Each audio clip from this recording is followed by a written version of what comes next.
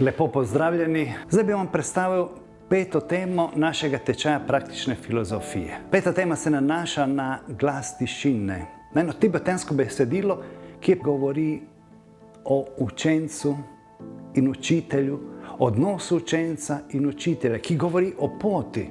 To je pot bolečine, katere se moramo osvoboditi, pot premagovanja bolečine, osvoboditev od bolečine. Na tej poti vidimo veliko zablod. Živimo v svetu iluzij, prividov. To, da moramo dobiti jasnost, kaj smo. Učenec zapusti varnost svoje palače, svojega doma, varnost svojega načina življenja, svojih miselnih vzorcev, miselnih sistemov, da bi razbil te ovire, da bi iskal nova spoznanja.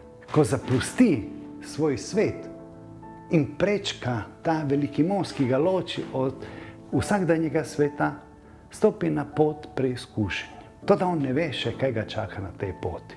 Učenec se sooča s nevarnosti, skozi njih raste, premaguje jih, prevzame moč vsake preizkušenje na tej poti. To, da on tega ne more sam. Vedno ima nekoga, ki mu kaže pot, ki ga spodbuja, in to je njegov učitelj.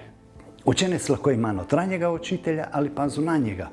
Učitelj je tisti, ki nekako spodbuja učenca, svojim zgledom poučuje.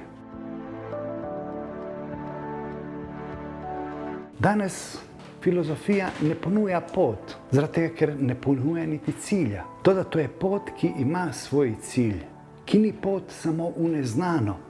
In zaradi tega skozi to temo vas spodbujamo, da skupaj z nami se odpravimo na to pot, na pot učeništva. Pot spreminjanja sebe, spoznavanja sebe, na pot notranje osvoboditve, pot svobode. Človek mora biti svobodno bitje, mora biti svoje bitje, mora biti močno bitje.